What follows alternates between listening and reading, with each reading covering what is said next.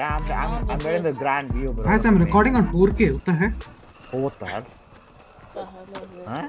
I'm what gonna am I watching? I'm going.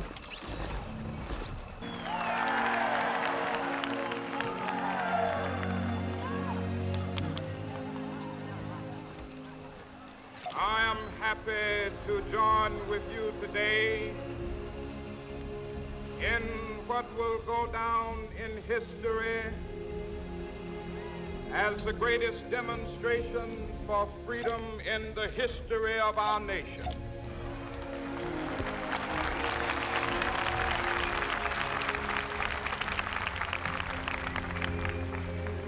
Five score years ago, a great American in whose symbolic shadow we stand today signed the Emancipation Proclamation.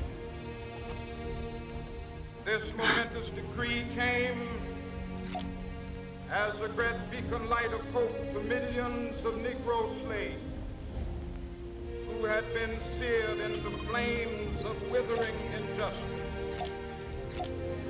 It came as a joyous daybreak to end the long night of their captivity. But 100 years later,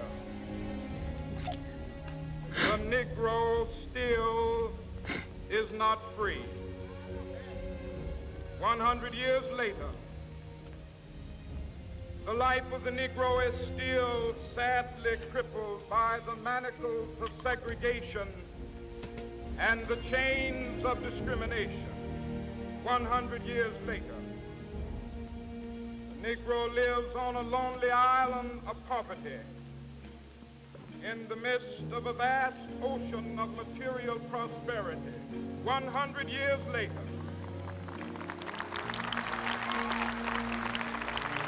the Negro is still languished in the corners of American society, finds himself in exile in his own land. So we've come here today to dramatize a shameful condition. In a sense, we've come to our nation's capital to cash a check. When the architects of our republic wrote the magnificent words of the Constitution and the Declaration of Independence, they were signing a promissory note to which every American was to fall heir. This note was a promise that all men, yes, black men as well as white men, would be guaranteed the unalienable rights of life, liberty, and the pursuit of happiness. It is obvious today that America has defaulted on this promissory note insofar as her citizens of color are concerned. Instead of honoring this sacred obligation, America has given the Negro people a bad check, a check which has come back marked insufficient funds.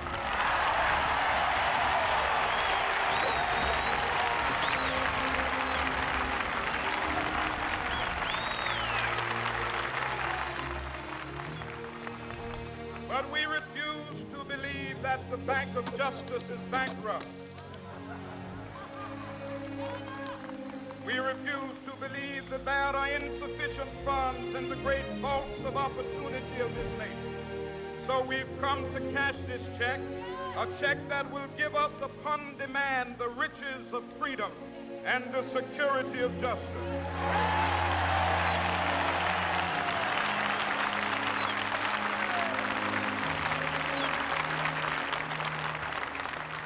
We have also come to this hallowed spot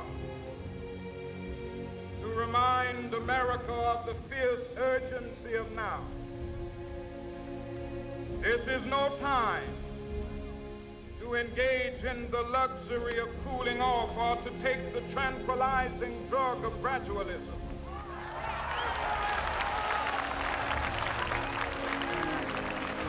Now is the time to make real the promises of democracy. Now is the time to rise from the dark and desolate valley of segregation to the sunlit path of racial justice. Now is the time to lift our nation from the quicksands of racial injustice to the solid rock of brotherhood. Now is the time.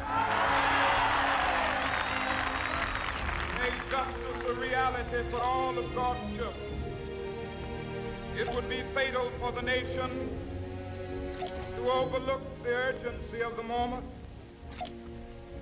This sweltering summit of the Negro's legitimate discontent will not pass until that is an invigorating autumn of freedom and equality.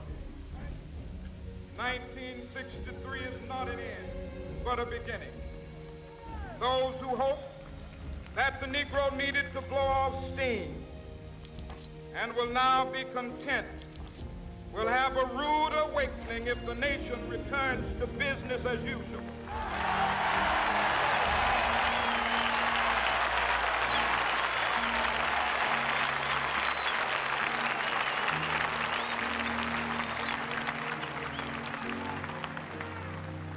There will be neither rest nor tranquility in America till the Negro is granted his citizenship rights.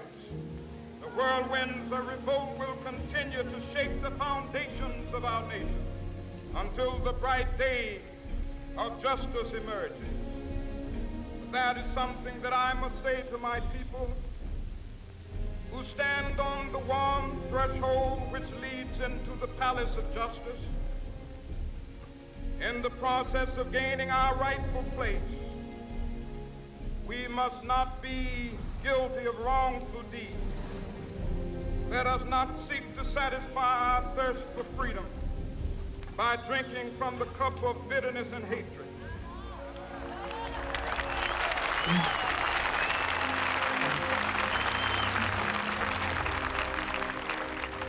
We must forever conduct our struggle on the high plane of dignity and discipline.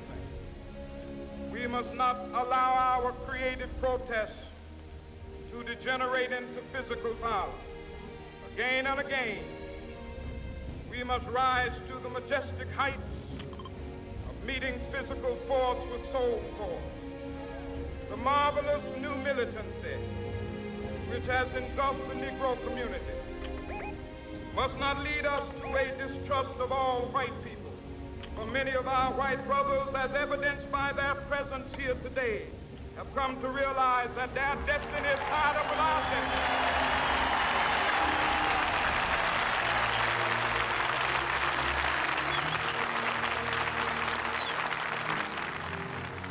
They have come to realize that their freedom is inextricably bound to our freedom. We cannot walk alone.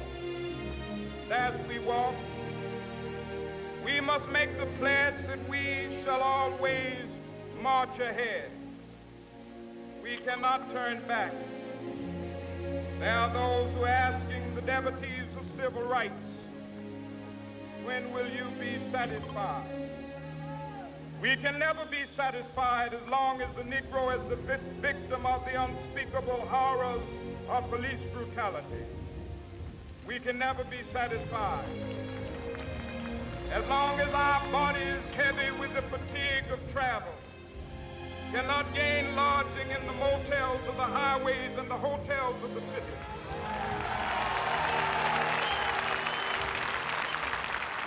We cannot be satisfied as long as the Negro's basic mobility is from a smaller ghetto to a larger one. We can never be satisfied as long as our children are stripped of their selfhood and robbed of their dignity by signs stating for whites only.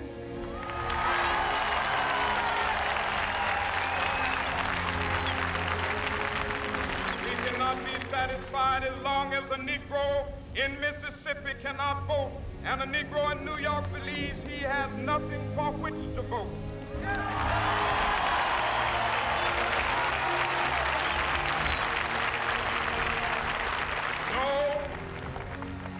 No, we are not satisfied, and we will not be satisfied until justice rolls and righteousness like a mighty stream.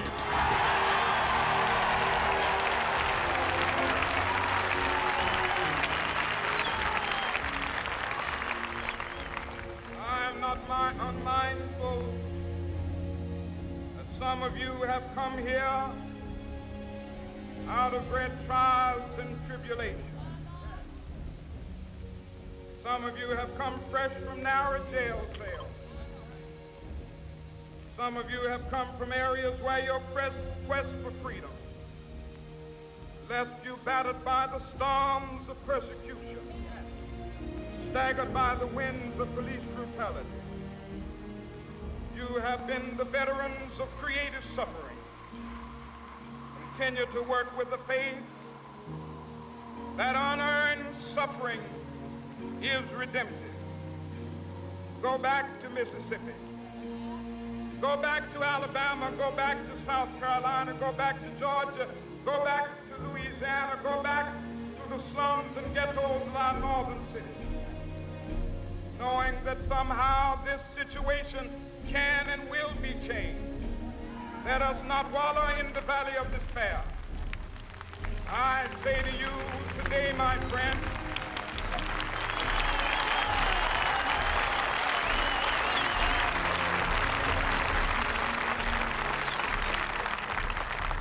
so even though we face the difficulties of today and tomorrow, I still have a dream.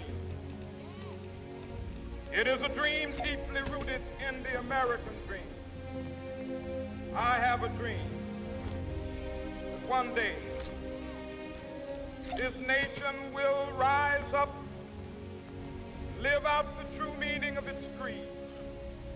We hold these truths to be self-evident that all men are created equal.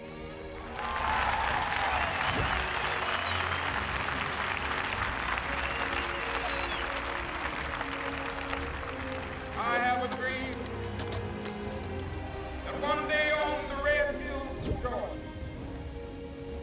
sons of former slaves and the sons of former slave owners will be able to sit down together at the table of brotherhood. I have a dream that one day, even the state of Mississippi, a state sweltering with the heat of injustice, sweltering with the heat of oppression, be transformed into an oasis of freedom and justice. I have a dream.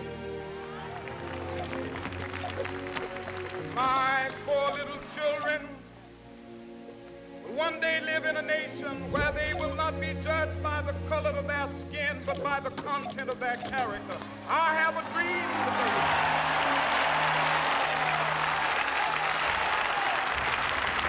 Hello?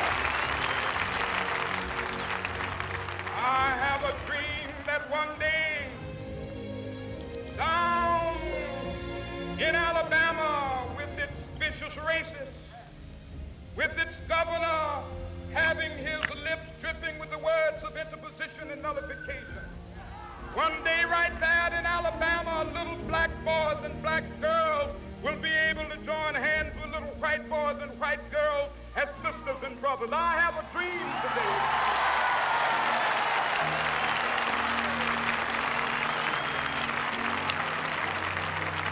I have a dream that one day every valley shall be exalted. Every hill and mountain shall be made low. The rough places will be made plain, and the crooked places will be made straight. And the glory of the Lord shall be revealed, and all flesh shall see it together. This is our hope. This is the faith that I go back to the South with. With this faith, we will be able to hew out of the mountain of despair a stone of hope. With this faith, we will be able to transform the jangling discords of our nation into a beautiful symphony of brotherhood. Johan, what's up? What's up? When do you we will be able to work together, to pray together, to struggle together, to go to jail together, to stand up for freedom together, knowing that we will be free one day.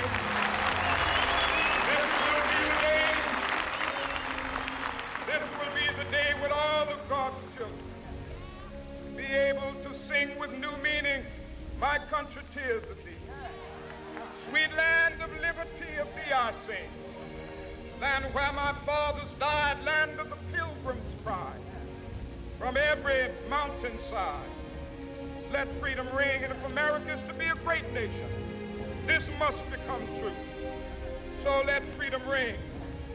From the prodigious hilltops of New Hampshire, let freedom ring. From the mighty mountains of New York, let freedom ring. From the heightening Alleghenies of Pennsylvania, let freedom ring. From the snow-capped Rockies of Colorado, let freedom ring. From the curvaceous slopes of California. But not only that, let freedom ring from Stone Mountain of Georgia. Let freedom ring from Lookout Mountain of Tennessee. Let freedom ring from every hill and molehill of Mississippi, from every mountainside. Let freedom ring. And when it happens, when we allow freedom ring, when we let it ring from every village and every hamlet, from every state and every city, we will be able to speed up that day when all the God's children, black men and white men, Jews and Gentiles, Protestants and Catholics, will be able to join hands and sing in the words of the old Negro spiritual, free at last, free at last, thank God Almighty, we are free at last.